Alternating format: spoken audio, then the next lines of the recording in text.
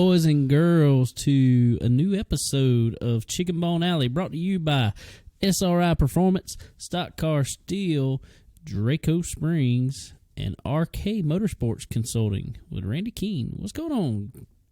What it is Sterling. How y'all doing? This is David. We're here. We're making it. We're making it. We in the fall right now. The summer fall. This is not fall. 85 degrees today. 85 degrees is not fall. And guess what? In 2 days, it's going to be like 50. Yeah. I'm okay with that. I am too. I don't like it. Change. I wish it would kind of just, just like transit.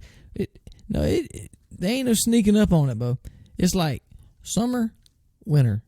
Well, speaking of today, I don't know if you saw it because I was looking at it because of the NASCAR race in Texas. No, Texas today. In northern Texas, it was 18 degrees. Yeah. It was like 91 in San Antonio. Yeah, and 91. I was like, crazy. Oh my! How? I mean, I know Texas is a big state, but I mean, dang. Well, I saw in like somewhere in Oklahoma there was like a ice storm warning, and then like 400 miles away was a hurricane warning. So I'm like, how in the world? Yeah, I need to turn that off, huh? Air conditioning come on a little bit. It was all right. It'll be all right. Hey, we need to be cool. It's hot up here. Anyway, so yeah, there was a hurricane warning and a ice warning within like 400 miles of each other. It was insane. And I think this is the 27th hurricane that's come into the same place. It's a lot. They said they're probably going to break the record for the most hurricanes. I think they're like one away from breaking it by this point. I mean, it's right there. So, I don't know. It's been crazy. It's been a crazy year. This is probably about the worst year ever. 2020. In some things. But there's positives. Got to look at the positive of it. What's positive? I don't really know. But there is some positives somewhere in there. We got a dog. That's our positive. Got a dog. We got a good old Heinz 58. He is good. And he's boot. perfectly healthy. I took him to the vet today, matter of fact. He is good. Good to go. He doubled in weight since the last time I took him. I believe it. He is huge. He's like, his feet look like, I swear to God, his feet is like 3 inches, 4 inches wide. He's huge. His feet are. But nothing else is. Yeah. But you know what they say about big feet? I don't know. Big shoes. I don't think you wear shoes, but all right. Big socks. Yeah, I'll go with that. I will go with that. That's what we'll go with. But yeah, man. But well, how was your weekend there? Well, bro? I was going to ask you about yours, but I'm pretty sure we were in the same vicinity pretty much the whole entire weekend. My Friday, how about that? That was my weekend. My Friday evening. Friday after. Because I went home and chilled out and hung out with the youngins and the wife and had a good time. And before I knew it, it was time to go back to work. That's essentially what I did. So like we said before, we own and run a DJ company and DJ weddings on the side of the side kind of. Is it really on the side anymore? I mean, it's not really. When you do that many in a weekend, is it on the side? Well, yeah, when you do 2 in a weekend, it's kind of considered legit at that point, and I really don't want to consider it that. So I think this is our last double wedding weekend. Yeah, we're not booking one on a Sunday again. No, not unless it's like 10 o'clock in the morning. I ain't doing it. But much as I hate to say it, On Our Sounds and the DJ company kind of funds our Chicken Bone Alley stuff. So if we don't DJ weddings, okay, yeah, granted, we DJ weddings on the weekend, so we miss races, miss other things we get to do. But if we don't do that, we don't get to go to racing, and we don't get to do this. We don't get to talk. Yeah. So it's double-edged sword. Double-edged sword. But I ain't doing 2 in 1 weekend again. Nah, they can have that. The only good part about it is we had a lot of racing to choose from on flow racing. Well, while we were at a wedding, we did. We really did. There was a lot going on, which was good. Mother Nature didn't help too much with watching racing anywhere. No, but we did. We got to watch a little bit, so that was good. But yeah, we had a wedding Saturday. Just a reception, so it wasn't too bad. No, and it got over pretty early. Kind of crazy. I think it was pretty much. I think they wanted just pretty much a club scene. Yeah, that's what they wanted. I mean, it was like cut the cake, boom, club scene. I was like, damn. You don't want to transition at all. We just want to twerk. We just want to pretend twerk. That's all we want to do. Pretend twerk. And then white girl twerk. It was 3.5 seconds later, and all the people left the wedding. They were gone. It was like gone. So there's like 10 people left. Yeah, the bridal party is left, and that's it. Because they have run everybody out because this is what they wanted. So, but anyway, I ain't throwing nobody under the bus, which I really doubt any of them listen to this podcast. I doubt it. Nah, which is fine by me. But that was probably my least favorite wedding I've ever done. I will say, you kind of worry when you go to a wedding because you don't really know. You don't really know what you're gonna get into. Especially when you don't know the people. Well, you don't really know the people. We don't know any of them. We don't know anybody. I mean, we met them and stuff, and they seem like decent people, good people. But man, Jesus, I don't understand people. I don't know how you can hate one thing, but be a part of one thing. And I ain't gonna get into all that, but I just don't get it. Yeah. I don't get it. Yes. But anyway, we got all that done. Got out of there on Saturday, and then had to get up early Sunday and head and do a whole wedding. We had the ceremony and reception, and we had our photo booth over there. So it was a major Sunday for us. That felt like a really long day. Because it was like drizzling rain, and it was whatever. It was the makings of the most perfect Sunday to sit home and eat vegetable soup. And I couldn't do any of that. I just thought all day about sitting in my chair, watching something. Racing, preferably. And eating vegetable soup and cornbread. That'd have been nice. We got something close to vegetables. I don't even know what it was. No, that was not good. They made. I ain't gonna say who it was. This wedding, I don't think they listen either. I'm pretty sure they don't listen either. But we had this food, and they said it's you got chicken Alfredo, and you got chicken marsala, whatever in the heck that is. So I didn't get that because I can't spell it. So I don't eat nothing I can't spell. But I'm pretty sure I can spell Alfredo, so I got that. But it wasn't chicken Alfredo. It tastes like, I really don't know what it tastes like. It wasn't any good, really, personally, my opinion. Nah. And I kind of felt for the girl, but I kind of knew this going in. Just a word of advice to any of y'all out there that are listening. If by chance, well, first of all, don't get married on Sunday. No. Don't get married on Sunday. But if you want anybody at your wedding, if you do not have the ceremony at 5 o'clock in the afternoon. No. And expect everybody to stay around and drink and have a good time and dance all night. Because it's not going to happen. Because people work on Mondays. I don't know if they realize this, but people work on Mondays. Well, this girl had her ceremony at 5 o'clock. Well, it was actually, they ran later than that. It was about 5:15 once they got started. So... Yeah. Once they got into reception and everything, cut the cake, it was about 7:45? Yeah. 7:45? And then like 7:47, they was gone. Yeah, as soon as they cut the cake, everybody was gone. They didn't finish the song. They was gone. No, I'm telling you. Gone. And they was lining up out there just... And, by this point, honestly, literally, there was nothing but the bridal party. That was it. That was it. That was all it was. And they were constantly, and everybody was cleaning up and doing all this. So, what we think, okay, well, if all they can clean up, then we can clean up. They must be done. I think we should clean up. So they had to, and I will say, doing weddings, and everybody knows, but if y'all get married, make sure you get a coordinator. Yeah. Because honestly, a coordinator can take a lot of your issues and make it easier on you. And it makes it easier on the DJ. So, having a DJ helps David a lot with a time schedule and knowing when to do what. Right, that.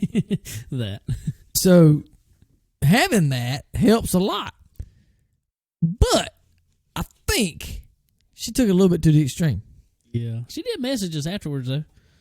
Oh, yeah? She sent us a message on Instagram saying it was awesome working with us and she hoped to work with us again soon because we were great. Really? Yeah, she did. Well, daggone. Huh? Well, she was just kind of she was a little... She was extra.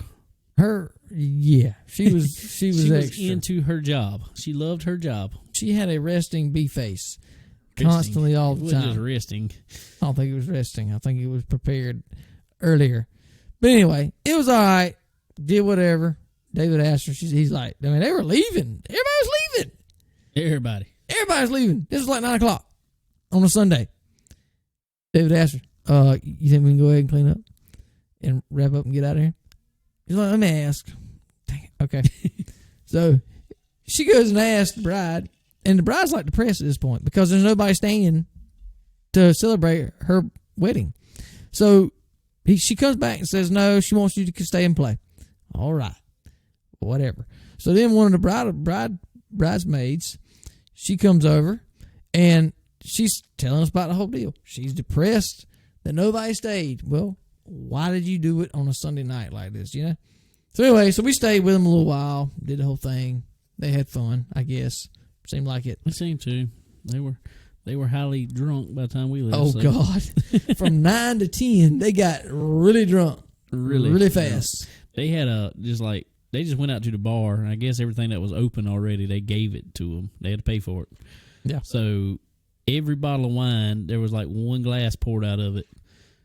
They just had turn up on the dance floor. All 5 of them out there. Yeah. And, rough. Yeah, I hope they didn't have to go to work at the same time I did on Monday. But anyway, so we made it out of there. We finally made it home. It was late, probably 12. I got in bed at 12 o'clock. Yeah, it was right at 12 when I got home. So, yeah. Made it through that. Won't do it again. Learned our lesson there. Learn from it and hit back to the grinding stone this week, man. Back to it. More buses to work on. Yeah, I've been trying to listen to a cup race all week, and it just can't ever happen, bro. Nah, that's been crazy. That's been an ongoing saga, and it's been so weird because of all the COVID stuff. I heard Corey LaJoy talking about he don't have a motorhome. I guess he's been staying in a hotel. But the cup drivers can be the only person in the motorhome, and they can't have visitors in their motorhome. What? Yeah. Ridiculous. I'm like, dude. I flew back to Charlotte, dude. Hey. Well, there was a few they were talking about. There was a few that did. I There don't was a blame few that took a chance. But the problem is, it's like a 2-hour flight. Well, yeah, maybe. But I mean, daggum, you can't drive that track in 2 hours. Well, it's like a 4-hour process from the time that they start to the time they can typically. Right. So you see, okay, there's no rain in the area. I'll jet out and head back that way. Exactly. They said there were some of them that left on Sunday, and they have not come back. They did not come back till today. Well, and as the time it is Wednesday, and as the time that we had started the show, they had run for about 45 minutes or so. Yeah. So they have started back. So good thing they can get out of there and get to Martinsville. But that's been a crazy one, man. I'd be gone fool. I don't remember, and I know there's probably have been, but I don't remember a rain delay lasting this long. I really don't either. I don't either. And it's been cold up there too. I mean, it's been just on the verge of snowing. Well, it started. This was the problem. Is a lot of spotters were talking about, especially more than anybody, is Sunday's weather called for mid-70s and sunny. Well, partly cloudy, I think they said, but mid-70s regardless. And they're so used to this year, it has spoiled them. They fly in, do the race, turn around, fly back out. Right. They don't take nothing with them. They don't take nothing with them. I mean, maybe one extra T-shirt or something like that. They need it. Well, a lot of guys did that, and guess what? Not only did they, it would have been one thing, but it would have sucked to have to wear the same clothes again the next day. That would have sucked. But the problem is the temperature dropped about 40 degrees. Yeah, quick. They said it went from 70 to 30. And so they said there was a Tanger outlet across the street, and everybody was hitting it up buying clothes. I don't blame them. I sure don't. But I'm glad to see him get it underway there, and hopefully, I don't know. Hopefully, they'll Chase and Bowman will do something. I hope. Love to see it. I know by the time we got on here, Harvick just got his lap back from hitting the wall. Oh, well, he'll probably win it then. Yeah. And they said they had a plan to get everything straight on the car already. They done looked it over. Of course they did. They've had a week to figure it out. I'm pretty sure they got it figured out by now. They ought to. I ought to have everything sitting out there ready to go. Yeah. So, anyway, well, I reckon we can get into some racing here. We got an interview on here this week, and our first. We have a first. We do have a first. It's really cool to have first. Finally got our first female race car driver. I think that's freaking awesome. Yeah, we put it out on social media. Miss Ashley Tackett's coming on here, so here she is. On the phone with us now from up in Ohio. Driver in the Ohio Valley Legend Car Series, Miss Ashley Tackett. Ashley, what's going on? Oh, hey guys, what's up? Just wrapping up some end of the year racing. Good sad deal. Time of year. Yeah, very sad. Unfortunately, getting cold and got to quit racing for a while. It's sad. It's I guess we're a little more fortunate around here. It don't stay as cold too long, so they race about all year round around here. Oh, yeah, y'all got it made. I mean, unless you're indoors somewhere around here, which we don't have a whole lot of, we're pretty much just waiting for racing season to start back up again. I could imagine so. Well, anyway, before we get too far into it, first of all, for the people who don't know, I want you to basically introduce yourself. Tell them who you are, what you do up there. Awesome. Well, Ashley Tackett, obviously you had mentioned earlier. I am 23 years old, race a legend car. I'm going into next year will be my 7th full season racing. I raced a sport mod for a little while last season towards the end of the year. We ended up sticking with the legend car, going that route, but I've grown up around racing, spent my whole life around cars in some aspect. Grown up at a lot of car shows, classic cars. My dad rebuilds and sells them, so you could probably say I've got racing in my blood. So it's in the family. Here you go. That's awesome. Well, first of all, these the legend cars. What got you into the legend cars? Well, around the time I was 16 or 17, I wanted to race. I was wanting to get into it. I've been RC racing, radio controlled cars since I was about 6 years old. And I just thought it's time to step it up and time to start, let's do it, the real deal. So I wanted to race so bad I didn't know what to do. And my mom, she was honestly completely against it. She was terrified and didn't want anything to do with it. Most moms my dad are. got me a go-kart when I was about 14, and my mom actually shut that down instantly. She's like, no way. My dad used to race go-karts. Funny story, my mom and dad actually got married and went go-kart racing a couple hours later. So they spent their honeymoon at a go-kart track. Awesome. Which I always say is probably why she hates it like she does. But she ended up putting a stop to that. So my dad ended up looking into it. We knew some guys, we were friends with some guys who had legend cars. And we got some test laps and ended up going that direction since we knew so many racers that had them, and we figured it was probably the safest thing to start out with. Most affordable, just to kind of test the waters and see if I really did like it. And I fell in love with it and have been sticking with it ever since. Well, and like you said, the safety wise is a big thing, especially around here. Around here we grew up go-kart racing, also open go-karts, and I got into champ buggies and all that. But we've seen a lot of people get hurt for sure in them open karts. So I know they felt a lot more comfortable being in a closed car for sure of any sort, but especially Legends car, them things are safe now. But how about the sport mod? How much have you been in that? And tell us a little bit more about that. Well, we thought we were going to end up moving up and just trying something different, and we put my legend cars up for sale and ended up getting a sport mod. We kept the legend cars, but we figured we'd test the waters in that. I probably had 6 races in that, and I loved it. It was a lot of fun getting to race, I say a full-size car, but just something more along the lines, people look at that as more of a race car. So that was a lot of fun, and getting to go to some different tracks that I hadn't been used to racing at in the legend car. The driving style and just, it was honestly so much different than what I was used to. It was a big learning curve for me. from where the cars are so much bigger. And honestly, I told everybody I think they were easier to drive because the wider wheelbase, the bigger tires. It was a lot of fun, and eventually I would like to get back into something along those lines, but we just decided for now, since I knew the legend car and I started running better with it, it was just too hard for me to get rid of that. So we ended up going that route, but the sport mod was a blast. It was a lot of fun. We had a lot of help from a lot of the sport mod drivers getting into it and giving me advice. So that was a fun experience for me. Cool. Well, one thing I have noticed, and you know, well, it's going to be kind of a couple part question, but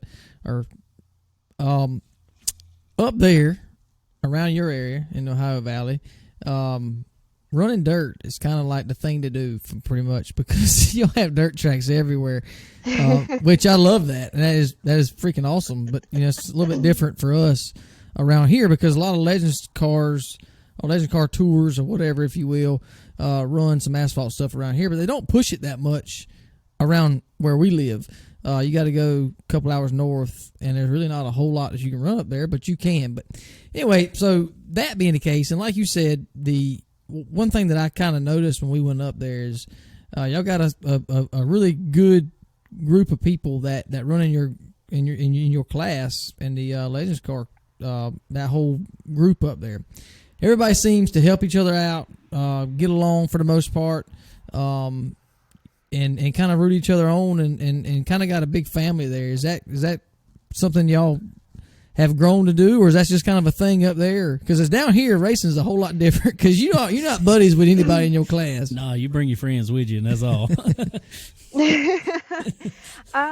Since I've been involved, everybody, especially in the Legend Car series, we've pretty much been like one big family. When I started, we would average probably 15 cars a night. I mean, we have grown so much since I have started racing, but it started out as just we'll give this a shot. This was years before I even started racing, and it just grew to be something much bigger than what we ever expected. But even when I went to the sport mod class, we had guys jump in and shoot me messages all the time, offering to help, offer to come over, just help out with the car as much as we needed.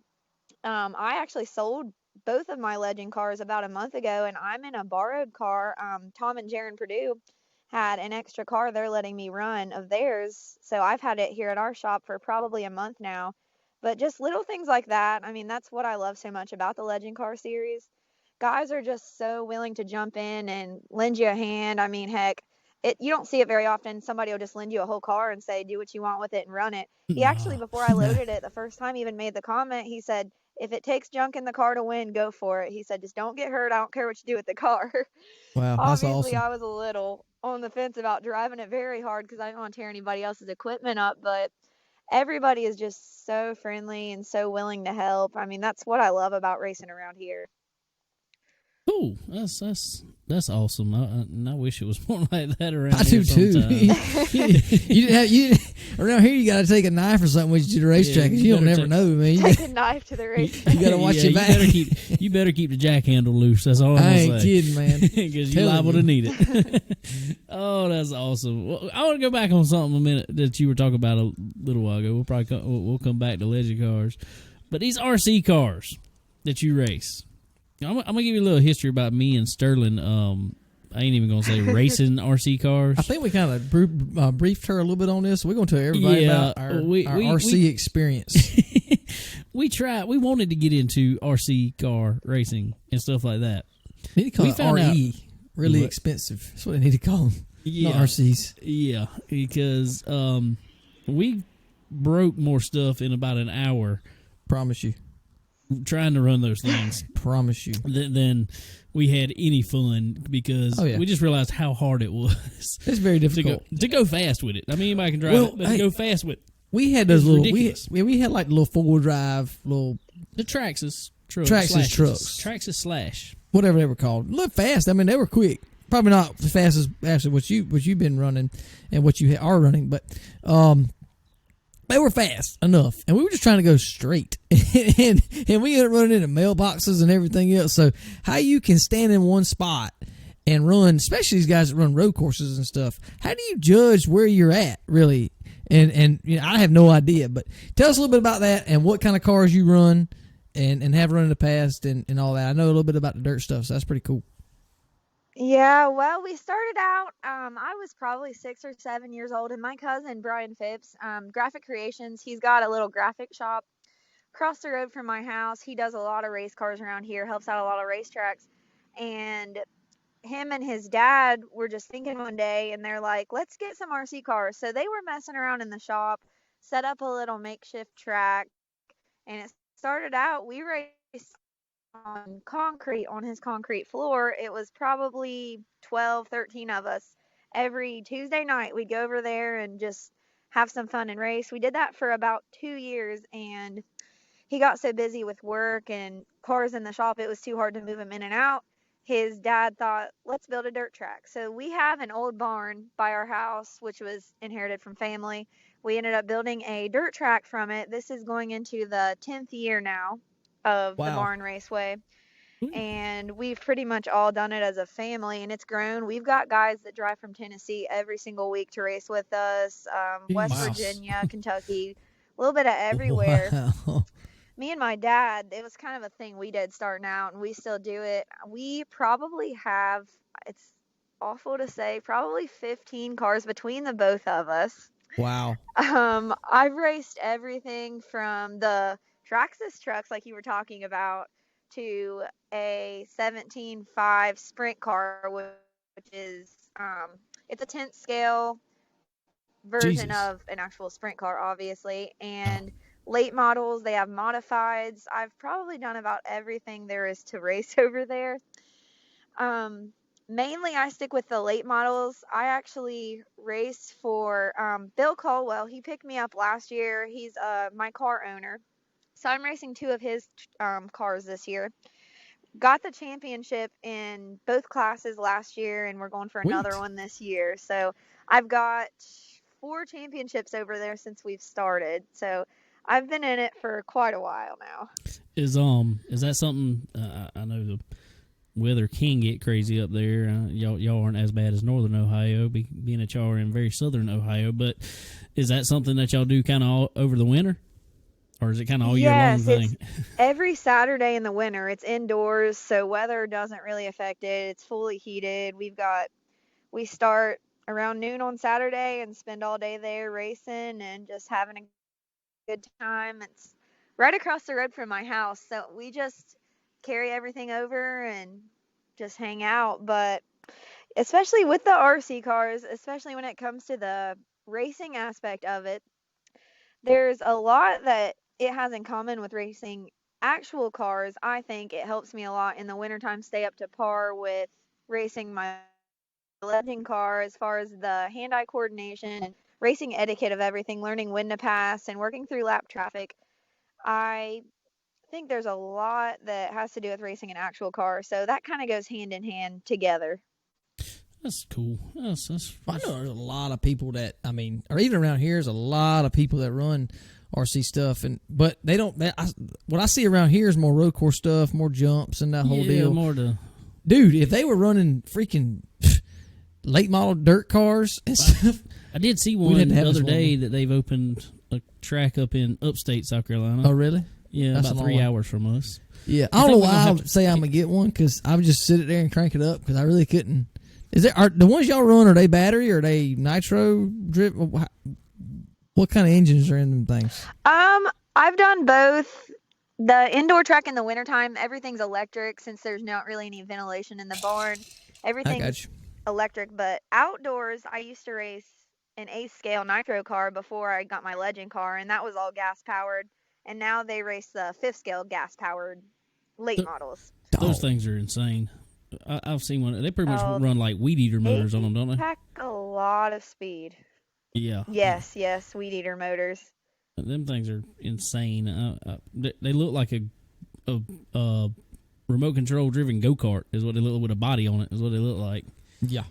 Crazy. Oh yes, they're so big. I mean, they look like almost go karts. They're huge, but you can sit in my house and hear them just all night long racing. If we don't go over there, you can hear them announce, and you can hear the cars because they're so loud. But the 5th scales are pretty neat just because they're more along the lines of a big race car. That Oh, is yeah. crazy. Kind of give you that feel. You can smell the fuel. That is cool. You got to send us some videos It's a lot of and some fun. pictures. I'd like to check that out. Send us some stuff on that. I want to check them out for sure. Oh, definitely can do.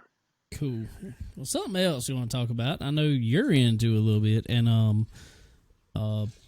we're trying to get some more people into it. I know you don't you iRace a little bit? Yes, I've been in that for about 4 years now. 4 years. So you've been on there pretty much the whole time since Dirt has been on there, pretty much, isn't it? Yeah. Yeah. That's cool. I'm on my 11th year. He's a veteran. he's like I still suck at it, but I've been on it forever. Oh yeah, don't even feel bad. I've raced, I mean, especially when the whole COVID and the quarantine was going on, I am sad to say I raced until like 3 or 4 every morning, and I just haven't gotten any better. I mean, it's a blast. I love it, but I'll get on there and I mean, I'm not very good. It's pretty bad. I'm one that if you can't feel the car, that it's harder to like get used to it and everything, but it's still a blast. I'll get on there with a lot of my friends and stuff. I'm trying to get Kale to get the whole setup and so we can race with him this winter. He's been texting me all week about questions. Oh yeah, I sent him some information yesterday myself. But I got a question. Real fast 17. Here we go. Send him a shout out on here. We go get into that here in just a minute. But I got a quick question, a little bit about iRacing. I know you say that it's a little bit, you can't feel the car in the CD pants. I mean, I know how that is, but overall, for the most part, because I know obviously you drive Legends car, they have a Legends car on there, they run on dirt. Are there any similarities into how it drives at all, other than just not being able to feel it, or is it just completely just like alien to you? It's more realistic than not. I think, I mean, obviously it's technology. There's a little things that could be worked out, but as far as driving styles, I think the cars are as close as they could be without actually being in the car. Yeah. Well, and that's another thing too, and I kind of told David, I think coming from a driver's background, we grew up running go-karts forever, and, actually understanding how to drive, I mean, yeah. And then you getting on there same way, you understood how to drive a Legends car, a race car, before you got on there. I think if it's the other way around, because a lot of these people, like William Byron, he gets on there and never drove anything ever, and obviously he figures out how to do iRacing. But I don't know, it seems like to me I'm the same way. It's really hard to understand and feel and understand what it's doing, I guess, on iRacing. So I understand that for sure. I think it's just like you just said. I think it's a good starting point for a lot of people who have never been in a car at all, and they can then adapt those skills into a race car. I think. Definitely, yeah. I've got friends that race for the first time on iRacing, and they're like, "Does a Legend car really drive like that?" Or my boyfriend Josh, he races a late model. I think you guys met him up at Portsmouth, and I was racing a late model the other day, and I was like, "There's no way a late model can actually drive like this," because I mean, I was just plowing the wall. I mean, I told him it's like driving a freaking tank. I couldn't figure it out, but he said, "Yeah, I mean, as far as it being realistic, that's about as realistic as it can get." And I've heard a lot of people say that. And especially over the wintertime, there's no racing. If you can just do that to keep you up to par on everything, and you get in there and it gets you practice up even on your starts, restarts, working through traffic. I mean, I think a lot of that helps with racing in real life, just like the RC cars. Cool. Well, speaking of wintertime, I'm going to go ahead and kind of throw this out there, even though we haven't nailed down every detail of it. Regardless, we're going to do it one way or the other. Whether we host it or not. I was going to say, whether we host it or not, I'm hoping I can talk somebody else into it. We are going to run a Chicken Bone Alley Winter Series on iRacing. We're going to sign you up, Asher. So you need to sign up and get running with us. So what we're going to do is we're going to mix this of pretty much all short tracks. But we're going to do dirt and asphalt. And we're going to pick so many dirt cars and so many asphalt cars and kind of draw at random and run the fixed setup for those classes. So you need to get on there. We're trying to get Kale to get his stuff ready. I don't know if we're going to make it in time. Anybody else you know of? Oh, we'll get him hooked up. I told him I was coming over and we were going to set up a computer one way or another. Cool. Awesome. So yeah. I'll definitely be a part of that. Awesome. Sweet. Well, We'll recruit anybody you can recruit up there also. So we'll get this thing as big as we can get it within reason. Yeah, we've got a lot of iRacers around here, so I think it'll turn out pretty big. Good deal. We're going to try to we're going to try to get some sponsors in here maybe, and maybe get us a little points fund. Yeah. So it'll be fun. There we go. Yeah, it'll be fun. It'll be something fun to do something to pass our time over the winter. Yeah. And give us something Keep to talk some about. off-season competition into it. Oh, That's yeah. right. Something to talk about on Chicken Bone Alley. Exactly. Well, that's what I was fixing to say. We got to have something to talk about on here over the winter. Right. So anyway, back to some racing. I want to get into this. You talk about our buddy Kale there. First of all, how long have you and Kale known each other? I have known Kale since 2017. We actually met Dirt Track World Championship 2017. Cool. All right. Well, it seems like there's a good, friendly, we'll say, competition between you two. Rivalry, a friendly rivalry, we'll say. Over this number 17. How do this get? Well, first of all, why do you run the number 17? Well, to be honest, when I started racing RC cars, I can't even remember who it was at the time, but my favorite local driver, like I said, I can't remember who it was, but he was number 17. And I was like, you know what, I've got to pick a number, and I was 7, 8 years old. I was too young to really know a whole lot about it, so I picked number 17, and I've been 17 ever since. So not a real interesting story. A lot of people have a really good story behind why their number is what their number is, but yeah, I've just kind of picked it when I was younger. Hey, I don't blame you. That's all it takes. You were number 17 first, so I'll give you that. Exactly. Well, that's what I'm about to go into. You were, I guess you were number 17 first in the legend car up there. Well, now Kale has come in, and I know we're talking to you today, but just to boost our boy Kale up a little bit, give us a little bit of backstory on him coming in and where he, because I know y'all helped him a lot, and where he came into legend cars at to where he is now. That man has made more strides than most drivers I've seen in the series in such a short amount of time. We met him, like I said, 2017. I had helped run the series at the time, and I was kind of promoting it and trying to get some more drivers involved. So he would message me, and he'd just say, hey, I want a legend car. I want a legend car. And that went on for probably a year. And I was like, okay, this guy's never going to get a legend car. Nothing's going to change. He's just going to keep saying it. I was like, is he even the real deal? Well, finally, we were just hanging out one day, and he sent me a text with a picture of a legend car. And I was like, oh my gosh, this guy actually bought a legend car. It was number 9 at the time, but what did he do? And I didn't know him real well, so obviously the relationship we have now, we didn't have back then. So I was kind of like, yeah, that's really cool. If you need any help, I'm here for you. Well, he raced for probably 2 or 3 races last year. It might have even just been 1. I'm not sure, but he struggled. I mean, he spun out a couple times, and you get into a legend car for the first time, and it's hard to learn setup, learn driving, and all of that. And we didn't honestly get close like we are now until like about a year or so after that. And I had my cars up for sale. So he messaged me and he said, hey, I got a question. I was like, yeah, what's up? He said, can I be number 17? So I was like, you know what? I'm going to mess with him a little bit. I was hoping he'd take it all right, but I wasn't sure how he would take it. I was like, I'm going to put this guy to the test. See how he takes this. So I responded and I was like, no, that number's retired. It'd be really disrespectful if you took my number and you ran it. I said, I don't want you to put me to shame. So I let that go on for about an hour, and I started to feel bad. So I texted him back, and I'm like, nah, it's really cool. Like, we can both be 17. We'll be teammates, this and that.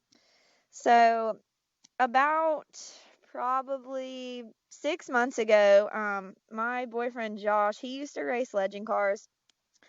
He was like, Kale had asked us, he's like, hey, can you guys come look over my car and kind of help me set it up, get the gist of it? Because like I said, he was struggling. He never really did have a baseline setup on the car for dirt because it came from so much different than what we're used to. So Josh and me had went over and looked at his car and helped work on it and set it up. And honestly, ever since then, he outran me the last couple races. I mean, he's probably one of the top 10 drivers, I would say, in our series right now. That's awesome. He qualified third or fourth the last couple races. I mean, he's been running great. And I told him, I said, I hate that it's the end of the season because he's getting so much better that I kind of hate to see just wait all year long and see what he does next year, but I think he'll be just all right. Obviously, we've got a little friendly competition. We kind of bust each other's butts every now and then, but at the end of the day, I'm happy to see him run good. Now, when he out-qualifies me, that's a little different story, but it's a fun competition to have. We have a lot of fun together. Well, I'm going to tell you what I need you to do. I need you to go over there to his shop and take him a bottle of Loctite to put on them steering wheel bolts. He needs something. I've never seen somebody drive off the backstretch and not let off the gas like he has and just send it right back on the track. I mean, especially him, I was like, oh my gosh, Kale's getting it. He's no mercy there. Yeah, I felt so sorry for him. He was so upset throwing the darn steering wheel and everything. Like, man, we gotta tighten them bolts up there, Scooter. Come on now. The most important thing you need is a steering wheel. Yeah, it's hard to drive without a steering wheel. Yeah, but anyway. The story was I went in and loosened all the bolts before he went out because I didn't want him to outrun me. There you go. And I kind of figured that, but I didn't want to say it. But I appreciate you. Know. The truth came out. Exactly. Well, Chicken Bone Alley right now. Mark it down. There it is. Mark it there down. It is. Breaking news. Well, I'm just going to tell you, I don't know if you saw, but he said after this interview, you were going to need a new helmet because yours wasn't going to fit no more. I said, oh. I said, oh. Oh, really? I'm going to have to give him a call after this. Yeah. He's stirring the pot a little bit, I think. Oh, he's good at that. Oh, that's all. Anytime I start behind him, you best bet the bumper's on him, though, especially under caution and stuff. I'm right on his bumper, and he's like sticking his arm out the window like, what the heck, Ashley? Come on. We have a lot of fun together. Yeah, that is fun. That's really cool. And I'm so glad to be able to get up there and meet you all for sure. Really great people inviting us in and welcoming us up there for sure. So look forward to getting up there again. Hopefully, if not for the Dirt Track World Championship, maybe for Eldora, hopefully next year. I don't know. We're going to get to something up there. Oh, yeah. Y'all have to check out Eldora. Eldora's a blast. It's a whole different experience. Cool deal. Well, also, I wanted to throw something else in there real quick. I know you had posted it on your Facebook the other day. Y'all do like we're doing some sort of racing trade show. I can't even remember the name of it. The one that's going to be in Hickory. It's taking place of PRI this year. but y'all are doing one up your way. What's the name of it again? It is Ohio Valley Motorsports Show, and it's near Ashland, Kentucky is where it's going to take place. It's the second year of it. It's going to be a 2-day show this year. We moved it from 1 day last year to 2 days. We had a really good turnout last year, and like you said, especially with the PRI show being postponed, we figured a lot of guys are wanting to just get their feet wet, especially it being January. Racing season's not going on, just something that's going on there. The date is January 15th and 16th. Cool deal. And anything motorsports is welcome. I mean, drag racing, asphalt, dirt, anything you can think of. They're going to do a lot of driver interviews, some iRacing stuff too. So it's going to be a pretty cool event. I'm looking forward to it. Good deal. Well, last year you had some pretty big names come in there from what I could see. Yeah, we're looking at the list isn't finalized, but they're wanting some bigger name racers, and I don't want to give anything away yet, but there'll be some pretty big names there getting interviewed and just going around talking to fans. Well, cool deal. Well, one thing I want to talk to you about real fast. This past week, we lost really a racing icon, but especially up y'all's way, Mr. Jackie Boggs. And I know you got the chance to interview him last year at that show. But just if you can, being that I know you know somewhat knew him there, and tell us just what he really meant to the dirt racing world up your way. Yes, that was terrible to hear. He made a huge impact on dirt racing. If he would come to the track, I mean, that's a name that everybody knew, Jackie Boggs, and of course his dad, Jack Boggs, had raced. So he was pretty well a racing legend. He would come to the track and you'd walk by his trailer and it would just be full of fans, full of people helping out on the car. It was probably, I mean, it was always a party in the pits at his trailer. Everybody was over there and you see racing shirts everywhere. Jackie Boggs, Jackie Boggs. Everybody was just huge fan of him, and he was kind of a quiet guy, so not really one to go around and say much. But if you get to talk to him, I mean, he was such a friendly guy. I actually had the chance. He had raced RC cars a couple times. They had a charity event where they had some bigger name late model drivers come in and do like an exhibition race. And that's the first time I had the chance to meet him, which was probably 3 years ago. And I remember I went over there to him and I was like, I'm going to go meet Jackie Boggs. So I went over and I introduced myself. And he looked at me and he kind of chuckled and he's like, I don't know how you race these things every single week. He said, they're a handful. But yeah, super classy guy, super nice guy. And he was always willing to help people at the track. I didn't know him on a personal level, but just from the chance that I had to talk to him, super amazing guy. That's cool, and it's terrible to hear of his passing and stuff. But the mark he left on the dirt racing world, especially, was a big one. So absolutely. So he would definitely be missed. Yes, he'll definitely be remembered at the track. Everybody will remember him. Sure will. Well, rolling on from that real quick, I know, man, you talked the other week. Are you still coming down to Charlotte for the what is called now the last call? Yes, we're planning on heading out Wednesday for that. It'll actually be my first World Finals race. I'm kind of disappointed they ended up splitting up the late models and sprint cars, but we're gonna go down and check out both of them. I'm extremely excited for it. Yeah, that's great. So I know they're bigger up your way than they are down here. We don't actually get to see sprint cars a whole lot down here, you know, as surprising as that may sound. But I know you've told me you're really into the sprint car stuff. What do you like about it over the? I know you like all racing, but what do you like about it over the late models, I guess you say? Oh yeah, I'll watch anything with four wheels and a motor, but I don't know. It's something about the sprint cars. They're more popular up here, like you said, but it's more along the lines of Indiana and Northern Ohio is usually that's sprint car country, but something I grew up watching sprint cars. Atomic Speedway that's the first racetrack I went to, and I fell in love with those cars from day one. The open wheels and just watching them rip around the high side like they do, it's just like no other, I think. Now, I had the chance probably 5 years ago to ride in a two-seater sprint car. And that's something I will never forget. It was Josh Davis was the guy who had driven it. He's a local guy from around here. I said, just take it easy on me. I don't junk the car. Don't plow the wall. Like, obviously, I was terrified. But I got in, and he just hammered against the wall, and it was a blast. I mean, it was the most fun I've ever had. If I had the chance to ever race one, I would be terrified, but I think it'd be so much fun. But like I said, it's just something about them that just stands out. You don't see them very often down south.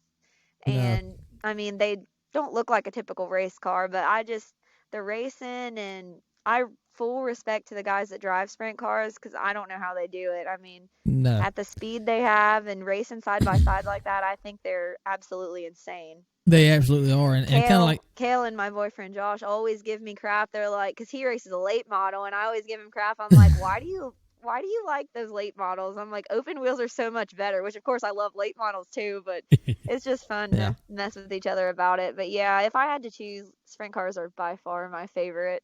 Well, they are insane. And the thing that gets me is kind of like you said, the hand-eye coordination. I mean, I don't understand how, you know, we've watched a little bit of in-car stuff, the GoPros or whatever they put on them, and I don't understand how you focus.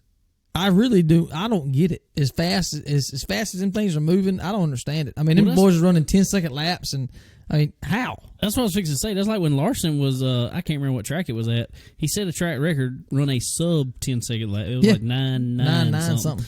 And he's like, oh, I looked up at the board and saw that I'd ran a pretty fast lap. I was like, how did you have time to look up at the board and you ran a 10-second lap? Yeah. I mean, it's unreal. It really is. But those things are crazy, and really and truly the only. I mean, well, I think they run 360 sprints or something like that at Lakeview sometime around here. I think 305s. 360 or 305 probably. Yeah, but we've seen them. We saw them at the World Finals. We went 2 years ago? Weren't able to go last year. We went 2 years ago, I think it was, and was able to see them. I think Donnie Schatz dominated when we went. Well, he did, but then David Gravel come up there at the end. David Gravel come up there and won it. That's right. Yeah, but passing like 2 laps to go. Yeah, so it's going to be pretty exciting this year. I hate it that it's the way it is with the COVID deal. I really hate we got a wedding that weekend. Yeah. So we don't be able to go. But you know, if there's a way we can slip get your priorities straight, guys. Come on. I'm telling you. Yeah. If we hadn't scheduled this thing, you know, like 2 years ago, we would definitely be game. But I don't know if I can talk David into taking Thursday off and Friday off. We may shoot up there for the late models anyway. But we'll see what happens. I don't know. But well, that's Wednesday and Thursday, isn't it? Yeah, it's Wednesday and Thursday. Wednesday and Thursday. Yeah, it's crazy. We might go Thursday and Friday and see a little bit of both. Yeah, there you go. I can talk him into it. I don't know. Schoolboy shot my let him leave early to get back to a rehearsal. He's only got 75 days of vacation left. I'm about to leave and go to a Disney World. I can't be doing all that. That's true. Well, the other thing that I was going to ask you, Ashley, is the Gateway has been postponed again. Have you been to Gateway? Have you been to that track or been to that race? Yes, I went to Gateway the past 3 years. Wow, how far is that from there and where you live? It's about 10 hours. Wow. I think it was about a 10-hour drive. It's worth it, huh? Oh, most definitely. Especially being in December, there's nothing else going on. The atmosphere in that building is like no other. I always tell people if you've never been, it's definitely a must-go-to at least once. Just the racing's great. I love midgets. I'm a huge midget fan, so that was a bonus for me. But it's just they've got the fireworks indoors, and they've got music, and it's just a big party inside. It's a lot of fun, even aside from the racing. Awesome. Well, that's cool. Well, getting back to you real fast, what you got coming up next? Our next and final race of the season is this Sunday at Brush Creek. So that'll wrap up our legend car season. Hopefully we get it in. The weather's looking to be pretty good. It's going to be cold, but we'll do anything for racing. So that's right. We'll be out there freezing, but I'm looking forward to it. And hopefully off season goes by pretty quick. And then we usually start around early March is when our season usually starts back up. Cool. Well, I know you said you were doing a borrowed car. What you getting a new car? What you doing? Yeah, I have a car ordered. Just kind of waiting. We have to make a trip to U.S. Legend Cars in Charlotte and pick it up whenever it'll be ready. They're projecting around December, January, so we should be good to go by race season. I'm trying to talk boss man, my dad, into hitting up some asphalt races with it before we get the brand new car dirty, but we'll see how that goes. But it's December, January, I'll have it, and we'll have it in the shop and start wrenching on it. I wanted to ask you, I didn't know that y'all did transition, but as far as setup and the difference of running asphalt to dirt, is there a whole lot of differences there that you got to change? Not at all. I've ran 4 asphalt races in my career, and as far as changes, really you just change the tires, some spring adjustments, and just some basic things. That's and awesome. You're good to go for asphalt. That is sweet. Yeah, that's cool. Yeah, they're pretty versatile. That's another thing I like about them. Yeah, it's we a rain very out one week and there's an asphalt track close by. We'll pack up and try and make it there, but obviously my heart's in dirt. But if I can race anything, I will. Well, that's really cool, and even from talking to you guys a couple weeks ago, it seems like a very affordable class to run, especially up there because there's so many people that's into it. And I wish that was the deal around here, man. Because if it was, we would definitely have us a Legends car. We'd be running. Honest. Yeah, that's Yes, really they're cool. definitely low maintenance. And like I always say, it makes time for sitting back, and obviously there's not much relaxing at the racetrack, but you don't have to be constantly wrenching on the car. You can kind of enjoy your time with your family and friends and watch some racing and still hop in your legend car and race. And that's another thing I like about it. Absolutely. Well, cool deal. Good Lord, been on here a little while already. This is We done took all her evening. I ain't kidding. I had some more stories than the Fast 17. It's all right. There you We've go. got to take some shots at Kale. Got to. More Kale, and I know we hadn't said the last name. That is Kale Mabin, who was on the show a couple weeks ago. Yeah. Yeah. That's who we're talking about there. But anyway, this has been fun, and we'll definitely have to do it again. But also, I want to tell you real quick, and I know this because racers are racers, no matter what you are.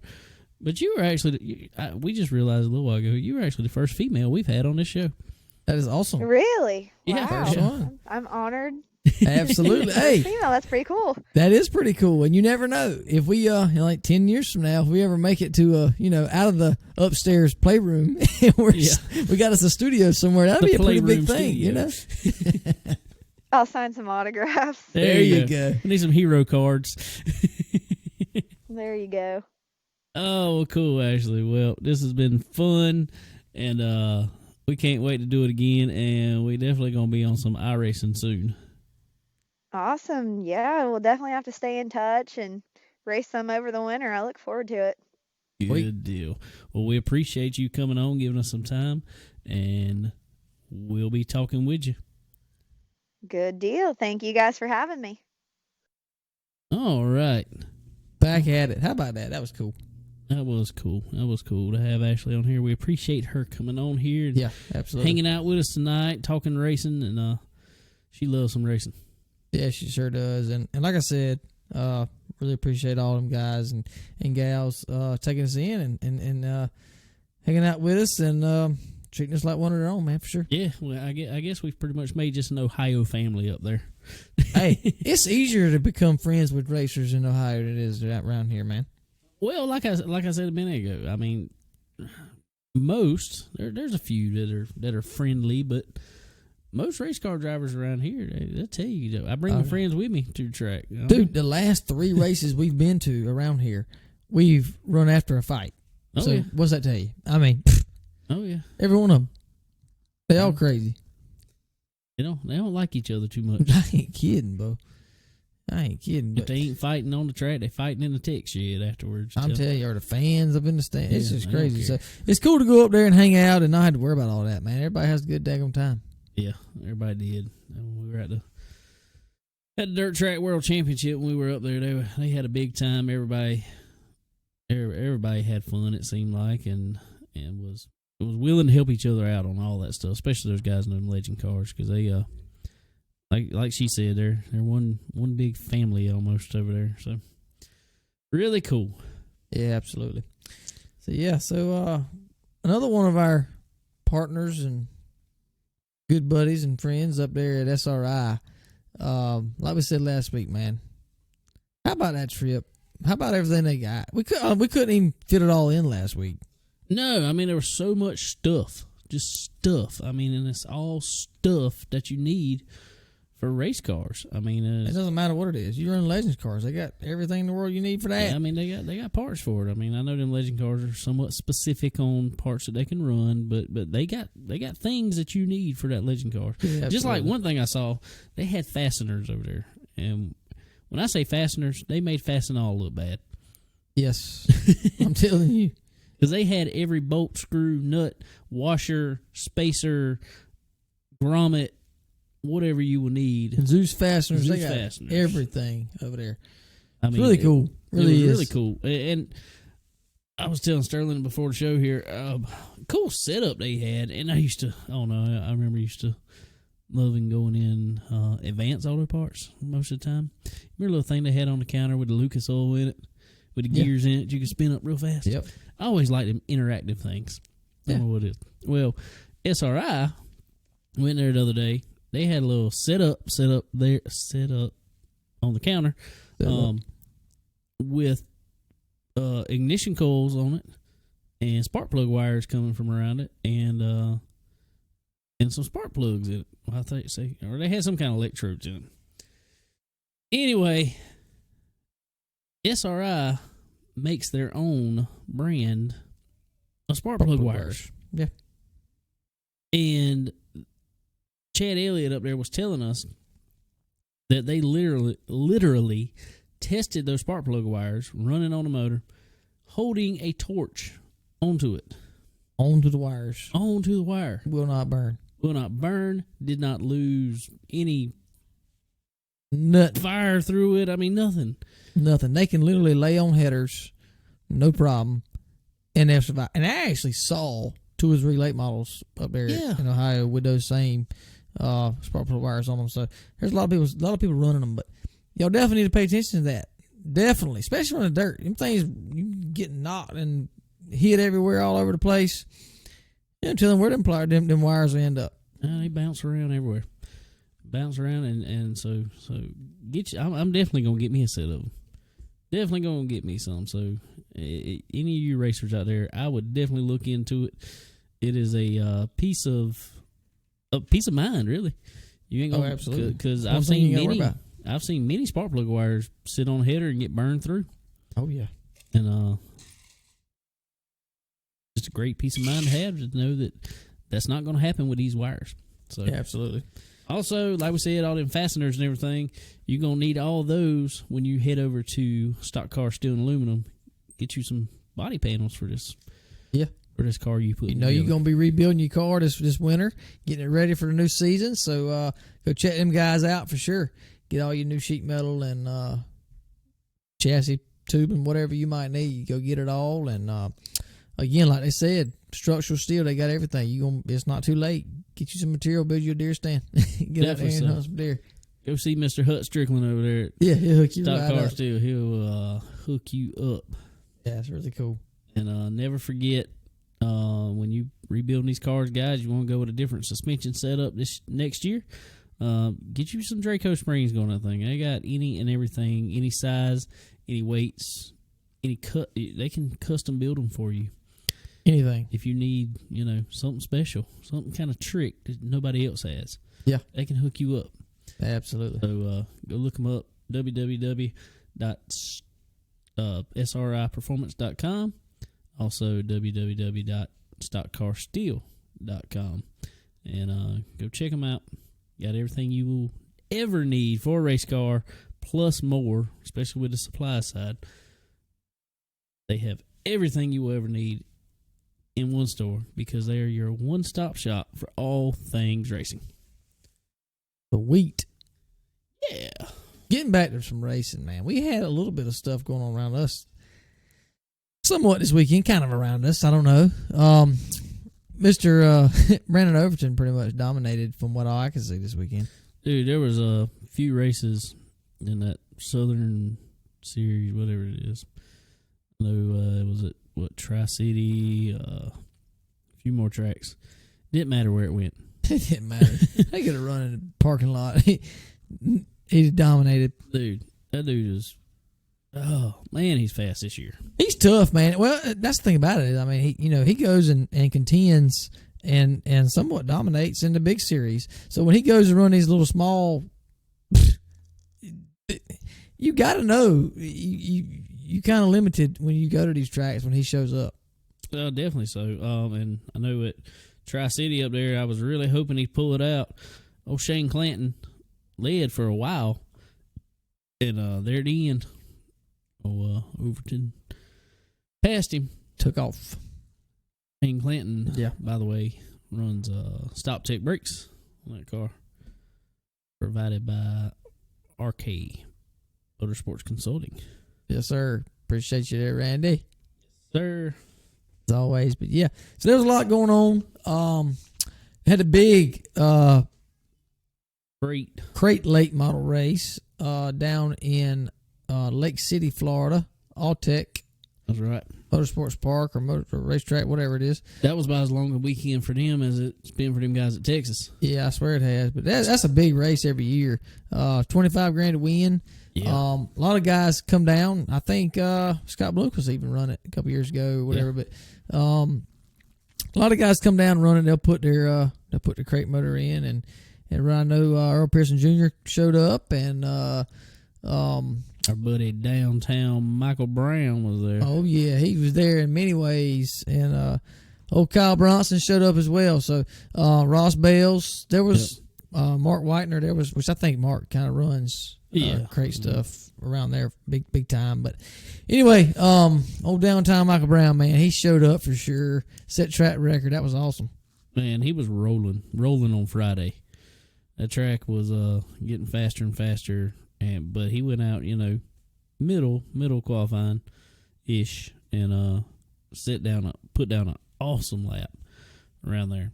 Yeah, it was cool. And I really think if the rain hadn't came and completely started over on the track with him, I really think he really would have been in contention, because the slicker that track got, the faster he got. Yeah, absolutely. I mean, they started the race, start on pole, of course, and he fell back a little bit there early, but towards the end of the race, he was coming back. I don't think anybody had anything for Mark, though. Mark drove, I think he started fifth or something. So I can't remember exactly. Yeah. But he took off and was gone. Nobody had anything for him. But so anyway, so it's pretty cool. I think Michael finished third, I believe. Yeah. So it's pretty neat. So that's a really big deal for them. Hopefully they pay back pretty good there. Basically top five. So hopefully it made it worth his while getting down there. I imagine it did. Just a long weekend at the track there. Yeah. Whew.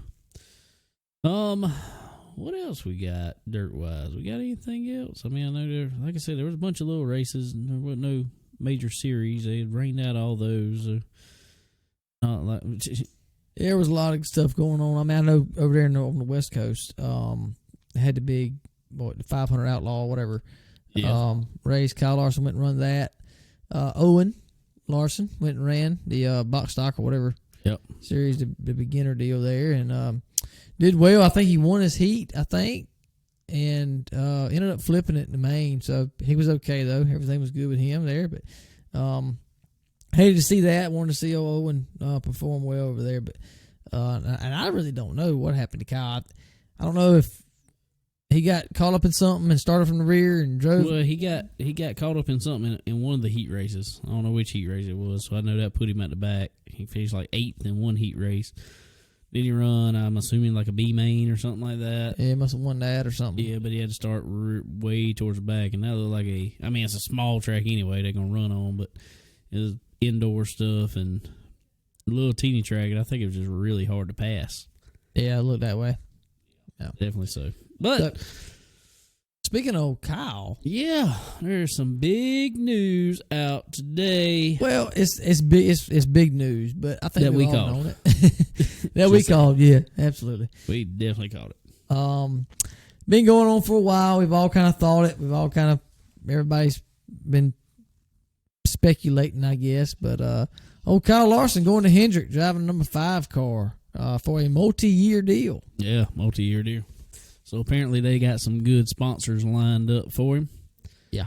More details obviously going to come out. And one of the biggest, best parts of the contract that they kind of let out, I guess you say, I guess verbally anyway, I imagine there's something written up about it. But they let out verbally, they asked Rick Hendrick if he would allow him to run dirt races. And Rick Hendrick basically said, he said, I used to not like my drivers running dirt races or running other races. Right. He said, but I really think it has kept his skills extremely sharp. He said, so I'm not against him running it, but if he gets hurt, it's on him. It's on him. Yeah, exactly. So I think that's cool. I'm glad that, because everybody knows that's where Kyle's, that's where he started. That's what he loves to do. And, I hate for a contract or a sponsor deal to take that away. So I'm glad that They're going to allow him to do it when he can. I know he's not going to be able to do it naturally to the amount he's doing now by any means, but but to be able to stay sharp and run some bigger races, hopefully he can do that. And even heard old Chase Elliott say that being the case, he's going to look into running some late model stuff. Yeah, he said he wanted to run some more super late model stuff. And asphalt stuff. Yeah. Yeah, so that's really cool. Which it probably and I know some of y'all probably saw it, but Alex Bowman, getting in a sprint car, jumped in a sprint car the other day for the first time. He's been in a sprint. So it might open some more doors around Hendrick for some drivers to race a little more. I think it's definitely gonna open up some doors there, and you never know. You might see old Kyle Larson running one of Bowman's sprint cars. That would be cool. Being that that'd be really cool. Yeah, it would be. Being that Larson's closing the doors on the sprint car team, I believe. Yeah, he is. That was announced this week. And I guess that's just part of it. He's not. I think he really wants to focus the majority of his efforts on NASCAR. Oh, he does. And so trying to run the whole deal like he's been running it, or trying to run a team, right? Manage the team. It's probably just more than he wants to put on his plate right now. Yeah. And I can't really blame him. Sucks for the drivers, but everybody seemed to understand over there. So it's pretty cool. Pretty cool. Yeah. Another thing about Hendrick I wanted to throw in there this week. News came out. Kind of surprised me, really. Rudy Fugle moving over to William Byron. Yep, leaving William Kyle Busch Motorsports. Been there for what, 8 years? Been there a long time. He is he's very talented, and I'm really kind of surprised that nobody's giving him a shot by now because all the talent that he's the turnover in drivers and the trucks that he's been crew chiefing, right? Has been so much, but he always seems to find the best in those drivers, and he makes trucks work. Well, it was really funny because for a long time he was Kyle's crew chief, right? I mean, he whenever Kyle ran the truck, he was going to be the crew chief on it, and that was kind of the only thing he did. Other than that, he kind of, I guess, managed the shop. It's kind of help with other trucks and stuff. For a long time, his winning percentage was like extremely high over everybody else's because he was running with Kyle. Right. Yeah, I think it's going to help Hendrick a lot because dude's smart, man. He knows a lot about it, and it ain't gonna do nothing but help him for sure. And especially with Kyle Larson getting in there now, and I can see Hendrick jumping up a good bit here in the future, especially with a new car coming up in next year, 2 years. Yeah, and I think that's why you're seeing some multi-year contracts right now. Well, first of all, Kyle Larson's no slouch behind the wheel. Everybody knows that. And but I think you're seeing some multi-year contracts come out for a few guys because they're like, look, we're going to get through this last year because really nobody's building anything new for 2021. From what I understand. And it's like, hey, let's get through this. And we're really going to put all our efforts toward 2022 with that new car. And yeah, well, there's a lot going to change between now and then for sure. And from what I understand, they still hadn't even finished that new car yet. No. They're still in the building stages of that. They're still in development of it. Right. So I think a lot of the test sessions kind of got put on hold this year because of the COVID deal. So I'm assuming they're going to pick back up on that. Well, they did start back up, but they've been very quiet about it. So I don't know what's going on with it. And I'll be honest with you, I'm not looking forward to the new car, actually. Well, there's too much changing for me. Well, it is, and the thing I don't like about it is the whole structure of that new car and the new design and the new platform, the whole deal, they're kind of basing that whole deal off of a Formula One car, like we've said before. I don't want that. No, I think if they go back to where it's a driving car, which I've heard it's going to be more like a Super Late model kind of handle, and if that's the case, that's great. They're going to drive off the right rear again. Look out for Kyle Busch, look out for Chase Elliott, because that's going to be your dominant dudes. Well, yeah, those, and And I'll tell you another thing. If it does that and the motor programs go to what they're saying the motor program is going to go to, look out for guys like Timmy Hill, BJ McLeod. I mean, yeah, absolutely. And I think it's gonna level the field a little bit for sure. I do think that. I'm just not looking forward to the one lug nut. I'm not looking forward to the sequential shifters. Nah, I'm not. I'm not. I don't like that. But if they do not get away from the aero importance, that's gonna matter. Then it's never going to change. It's never going to change. I don't care if you drive on the right rear or the left rear. It don't matter to me.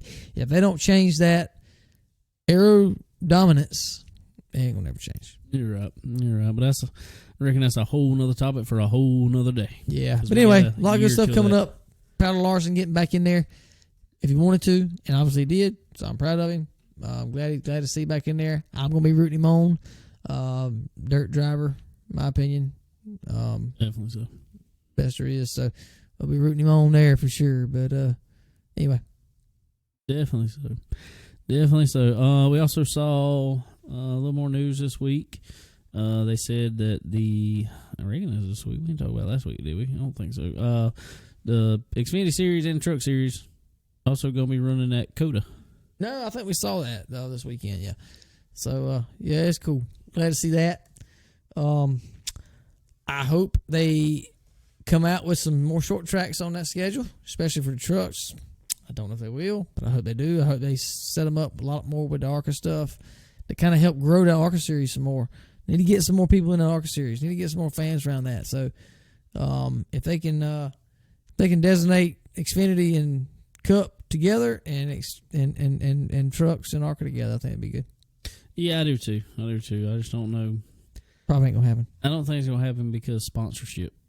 I don't think you're gonna see the big sponsors go into Truck Series if they aren't running with the Cup guys, or on the same tracks the Cup guys are running on the same weekend, so the same eyes see those vehicles.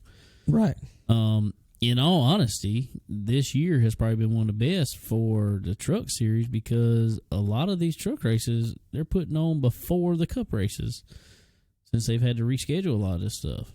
Just like this past weekend. Well, what was supposed to happen this weekend was the trucks run at 12 o'clock, and Cup Series was right after it at 3:30, something like that. And so that's really good for the Truck Series. You get eyes on it. For the sponsors, I guess. But I don't know. I don't want to see them on all these mile and a halves, personally. No, I don't either at all. I don't know. I'm kind of like Dale Jr. when it comes to that. I love short tracks, and especially with the smaller tier series, I want to see them short tracks. Well, it's just like my problem is I feel like that the Truck Series kind of goes back to like baseball, I guess you'd say.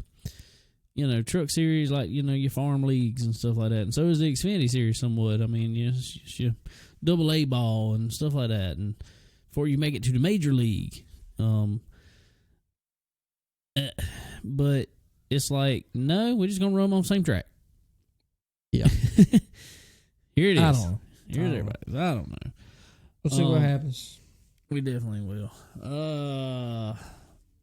Anyway, talk about some short track. Well, no. I want to go back since we're talking about Truck Series. How about Ben Rhodes, Christian Eckes, all them guys this past weekend at Texas? I've looked at it, and it looks like, to me, Ben Rhodes just hooked right into the. Well, he pissed. Ben right Rhodes rear. pissed a lot of people off. Yeah. It wasn't just Christian Eckes. So no, but that's where it all kind of started. Oh yeah, it did absolutely. Well, actually, it started with John Hunter Nemechek. But it just seemed like he right reared Christian Eckes. Right. He says no. He says he got loose. He said my hands were to the right coming out of that corner, and I might can go with it just because of how hard he hit him and how bad it tore up his own truck. that would have been pointless because they were running top 10. Right. So I might could go with that. But then, what's Christian Eckes' teammate? I just forgot his name. I can't remember. They changed. One of the KBM guys. Anyway, took Ben Rhodes out after that. Man, and caught up Josh Bilicki in it also. So they were all wanting to fight after the race. It was all after Ben Rhodes. All because of Ben Rhodes. Yep. I kind of seen that a lot with him. Him and Matt Crafton's got into it a lot. Him and Johnny Sauter even before. I think they teammates now. But I don't know how Johnny Sauter like that when that happened. But I don't know. He's everywhere. It seems like, bro. Yeah. Well, what he was talking about with Eckes, I'm like, he was saying, man, he was just running me up the track. Well, I went back and watched replays of the laps before that. Dude was a car width below him, racing him. And I'm like, no. So apparently Ben Rhodes don't like people racing him. Yeah, I don't think he does. And one of them. Another one of them guys. Yep. Anyway. Let's Josh Berry. Let's go back to that a little bit. Yeah, how about old Josh, man? He shows up and wins money. That's all he does. That's all he does. And I think we talked about last week. He won the. We talked about last week with him winning the championship points. Yeah, and he went and run the Cars Tour season finale, I guess it is, and showed up there and won $30,000 there. And yep. Old Dale Jr. surprised him a little bit. Yeah, old Dave Moody. Dave Moody helped him out a little bit, and they surprised him. He's going to run a dozen races there at the first of the year. Xfinity car. In the Xfinity car. That's awesome, man. He needs it. He deserves it. Sam Mayer. But my thing is, and I imagine I know what's going to happen if this happens. What's going to happen if in them dozen races he runs there at the first of the season, picks him up a win, or he's running in the top so many in points, and it just looking good. Yeah, it might be a tough decision there. Yeah, you go out there and you win a couple races in the first 12. Might have to keep him in there some capacity. I ain't saying I just think that'll happen, but I think he has potential. Well, hey, I mean, you ain't look what he did at Richmond. One of them last few times he ran. There ain't nothing that says you got to run every race. You got to stay in the top 35 or whatever. That does say you're supposed to attempt every race. Well, hopefully he'll be in there. I don't know, but I imagine there might be all of a sudden I hope the best for him. Well, I just could see all of a sudden, being that Junior Motorsports is already full when Sam does come over. If he does pick up a win or something, there might all of a sudden be a Hendrick Motorsports Xfinity car out there. Get it. Yeah, I'll be pulling for him. That's for sure. Yeah, Josh seems like a really good guy.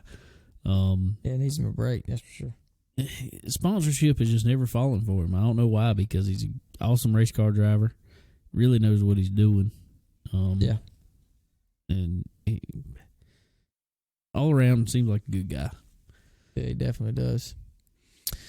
Well, anyway, what else we got over there? I don't know it, man.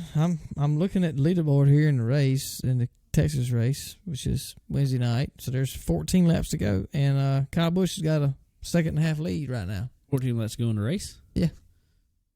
Go figure. He'll try to pick him up one now. Well, I was thinking about it. Kyle needed practice. He's needed practice. Well, he had 52 laps of practice, Sunday. Yeah, but they couldn't touch the car, and the weather has changed. Well, they've thought about a lot what to do to that car between now and then. So they've had some good pit stops. So I don't know, but it's Kyle Busch, Martin Truex, Christopher Bell, 1, 2, 3 right now. Speaking of Truex, there's probably going to be some big fines coming down from that. Oh yeah. Yeah, they confiscated dude's spoiler, so and immediately ejected his crew chief, docked him 30 points immediately, which is huge in this right now. Because He got pretty actually, much go for win it. Gibbs, the smart thing would let be to Kyle do would move be to on let over. Kyle But he's all of a pulling sudden off. start getting tight. He's pulling away from him right now. So, Car's getting awful tight. Martin got by me. and I'm going to tell you right now, Cowboys don't want to go a year without winning a race. So no. Cowboys ain't letting up. No, that ain't gonna happen. But it would be big for Martin Truex Jr. to jump in there. Cowboys saying, "Mo, I don't know, my radio quit working. I couldn't hear y'all. My bad." I ain't hear y'all. My bad. Right. Anyway, well, I reckon we're gonna go watch the end of the race here. Yeah, we're gonna go check it out, man. Thank y'all for tuning in with us again. Ashley, thank you very much for coming on, and looking forward to having you on again for sure. One of those fast 17s. One of them. There's multiple fast ones up We're there. gonna have to have more competition We're gonna to get them on really there. to really judge this. Yeah, we're gonna figure it out. Yeah, we gotta watch some more races. Exactly. Yeah, we appreciate it. Thank y'all. Appreciate it, and thanks again as always to SRI Performance, Stock Car Steel and Aluminum, Draco Springs, as always, RK Motorsports Consulting with Randy Keene, Checkered, the Race Hub. Check them out. Check them out. Also, Ford Bite Apparel. Every racer wants it. So y'all go check all them out. Go get you some stuffs from all of them. Everybody needs something from any of them. So go get you some. Anyway, we will see y'all, I reckon, next week. Same time, same place. Later.